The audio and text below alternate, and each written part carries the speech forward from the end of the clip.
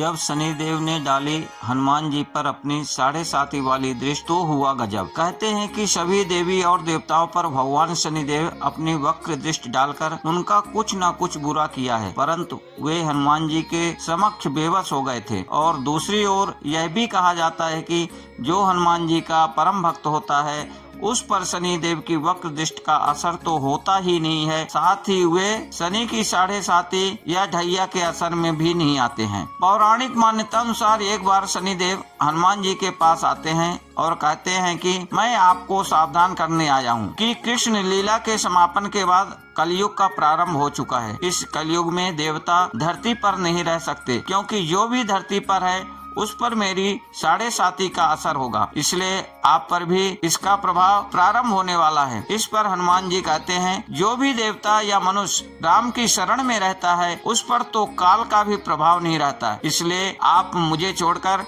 कहीं और जाइए। इस पर शनिदेव कहते हैं कि मैं सृष्टिकर्ता के विधान के आगे विवश हूँ, आपके ऊपर मेरी 7.5 अभी से प्रभावी हो रही है, इसलिए आज और अभी मैं शरीर पर आ रहा हूँ, इसे कोई टाल नहीं सकता। तब हनुमान जी कहते हैं कि ठीक है आ जाइए, परंतु ये बताइए कि मेरे शरीर पर कहाँ आ रहे हैं। तो इस पर शनिदेव बड़े गर्व से कहते हैं कि 2.5 साल आपके सिर पर बैठकर आपकी बुद्धि को विचलित करूंगा, अगले 2.5 साल पेट में रहकर आपके शरीर को अस्वस्थ करूंगा और अंतिम 2.5 साल पैर पर रहकर आपको भटकाता रहूंगा। इतना कहकर शनिदेव हनुमान जी के माथे पर बैठ गए। माथे पर बैठते ही हनुमान जी को खुजली आई तो उन्होंने एक पर्वत उठाकर अपने माथे पर रख लिया। तब उस पर्वत से दबकर घबराकर शनिदेव बोले कि हे हनुमान जी, ये क्या कर रहे हो आप। यह सुनकर हनुमान जी ने कहा कि आप अपना काम कीजिए, मुझे मेरा काम करने दीजिए, मैं अपने स्वभाव से विवश हूँ, मैं इसी प्रकार खुजली मिटाता हूँ।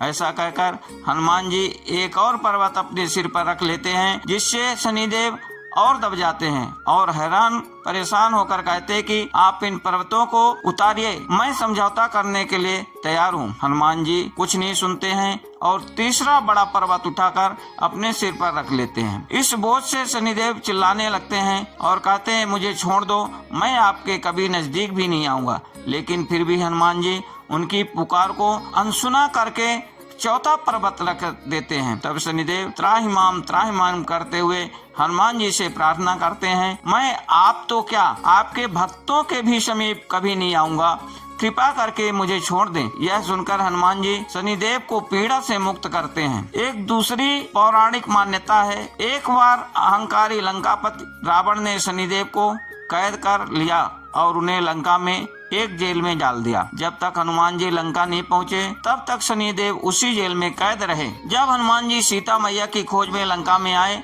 तब माँ जानकी को खोजते खोजते उन्हें भगवान शनिदेव जेल में कैद मिले। हनुमान जी ने तब शनि भगवान को कैद से मुक्त करवाया।